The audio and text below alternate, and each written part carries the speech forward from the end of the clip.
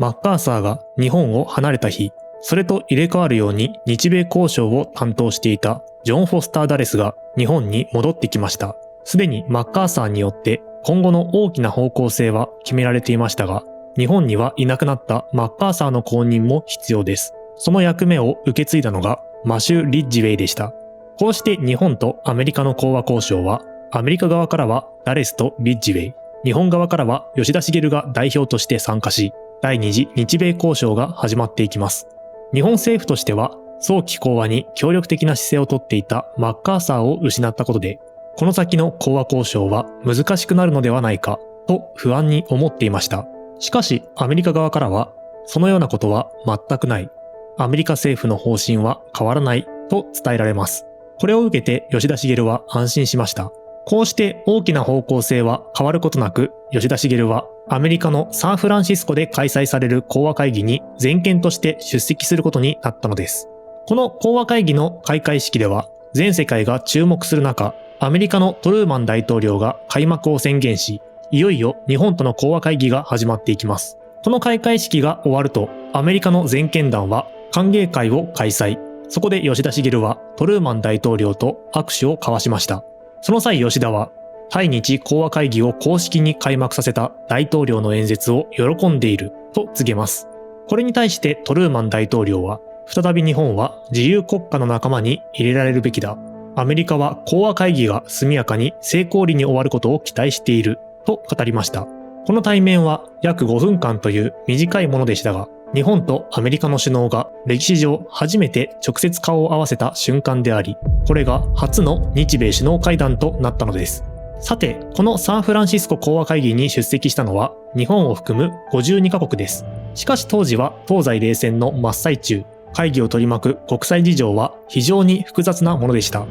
例えば中国をめぐっては、イギリスが中華人民共和国を承認していたのに対し、アメリカは朝鮮半島で中華人民共和国の義勇軍と戦っているという状況にあります。このためアメリカとイギリスの間では、中華民国と中華人民共和国のどちらを会議に招くのかといった問題で対立が起きています。結局中国は朝鮮戦争の交戦国であるとして、中華民国、中華人民共和国のいずれも招かないという対応が取られています。また東側諸国からはソ連、ポーランド、チェコスロバキアといった国々が参加していましたが、彼らは中華人民共和国が会議に招かれなかったのは不当であると訴えて、アメリカが主導する会議の進行を妨害していきます。しかしアメリカは1年近くをかけて各国と対話を重ね、条約に対する理解を求めてきました。そのため会議の主導権を奪われることはなかったのです。こうして始まった講和会議では、まず各国代表の意見陳述が行われていきます。その中には当時の日本に感銘を与えた演説がいくつか存在していました。例えば正論の代表であるジャヤワルダナは、憎悪は憎悪によって取り除かれない、愛によってのみ取り除かれるというブッダの言葉を引用し、日本に対して賠償を請求するつもりはないと明言しました。そしてソ連を批判しつつ、日本に友情の手を差し伸べよう、平和と繁栄の下で人間生命の尊さを享受すべく手を携えて進もうと主張し、演説を結んでいます。このように日本に対して寛容な態度を示した国がある一方で、第二次世界大戦中に日本から大きな被害を受けた国の中には、当然ながら日本を厳しく非難する演説を行った国もありました。例えばフィリピンの代表であるロムロは、日本は我々に重大な損害を与えた。言葉でそれを償うことはできない。金や富でそれを償うことはできないと述べた上で、しかし我々は隣人として共に平和に生きなければならない。我々が許しと友情の手を差し伸べる前に、日本は今までの行為を悪かったと悟り、悔いてほしいと主張しています。また、これらの国々とは全く違う第三の立場を取った国もあります。例えば、インドの代表であるネルーは、東側諸国を排除した講和のあり方に反対を表明し、招待はされていたものの会議への出席を見送りました。ネルーは、東西どちらの陣営にも属さず、平和のために努力するという考えを主張したのです。インド以外にも賠償問題を重視して条約案に不満を持っていたユーゴスラビアとビルマは講和会議への出席を拒否しています。このように各国がそれぞれの立場から意見を表明し終えると、最後に日本の代表である吉田茂が演説を行いました。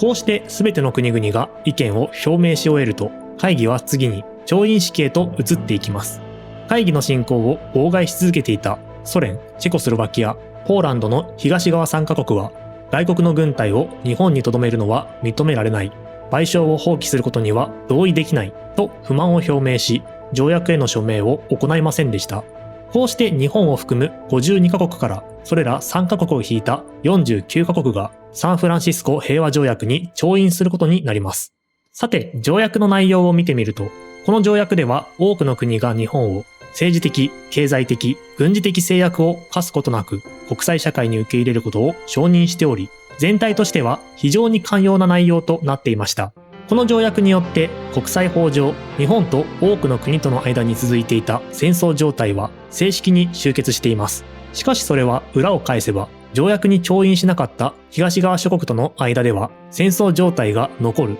ということです。その結果、ソ連との間に存在する北方領土問題はこの後も解決されないまま続いていくことになります。また、いくら寛容な条約であったとはいえ、領土については厳しい制限が加えられています。日本は朝鮮、台湾及び澎湖諸島、さらに千島列島と南樺太を正式に放棄すると定められました。そして南西諸島及び小笠原諸島については日本の主権範囲であるとしつつも、アメリカによる信託統治を実施することを認めています。日本側からすればこれらの地域は戦争で失った固有の領土である、取り戻さなければならない地域であるという思いでしたが、アメリカからすればこれらの地域はアメリカ軍の兵士が血を流して勝ち取った領土である。なぜ返還しなければならないのかという思いだったため、この時点での返還は実現しなかったのです。さらに条約では、日本にいる占領軍は速やかに日本から撤退するとされていましたが、これには正し書きがついており、日本がいずれかの国と協定を結んで、その国の軍隊を国内に留めることを決めた場合、それを邪魔するものではないとされています。これはアメリカ軍を日本に留めるための布石であり、講和条約が締結された数時間後には、日本とアメリカは別の場所で日米安全保障条約、いわゆる安保条約を結びました。この日米安全保障条約は、日本に対する武力攻撃を阻止することを目的として、日本がアメリカに対しアメリカ軍の駐留を要請し、アメリカがそれに応じるという論理で構成されています。しかし実際の内容を見ると、アメリカは日本から基地の提供を受ける一方で、日本の安全を守る義務を明確には負っておらず、いわゆる偏務的な条約でした。具体的にはアメリカ軍は、極東の平和と安全の維持に必要な場合、日本政府が内乱や操縦の鎮圧を要請した場合、日本が外部から武力攻撃を受けた場合、これら3つの場合に出動することができると定められていましたが、必ず出動しなければならないという義務を負っていたわけではありませんでした。それどころか条約上はアメリカが必要と判断すれば日本のどの地域であっても基地として使用することを要求できる内容となっていました。そのため日本の基地が攻撃の対象となり、結果として日本がアメリカの戦争に巻き込まれるのではないかという懸念も生まれていきます。このような点からこの日米安全保障条約は対等ではない条約だと強く批判され、その後の日本における大きな外交問題となっていくのです。こうして多くの問題を残しながらも、6年余りに及んだ連合国による日本占領は終わり、日本はついに独立国家としての主権を回復しました。日本は自由主義陣営の重要な一員として国際社会に復帰することになったのです。日本に帰国した吉田茂は国民からの大歓迎を受け、臨時国会において平和条約と安保条約の批准をめぐる審議を始めていきます。与党である自由党は国会で絶対多数を獲得していたため、批准そのものが否決される可能性はありませんでした。しかし、講和問題によって大きな影響を受けることになったのが社会党です。もともと左右の対立が激しかった社会党では、平和条約と安保条約をめぐって意見が大きく2つに分かれてしまいます。左派は、平和条約と安保条約は冷戦の対立を助長する。それどころか日本を冷戦に巻き込むものであるとして、両条約ともに反対という立場を取ったのに対し、右派は中立は現実的ではない。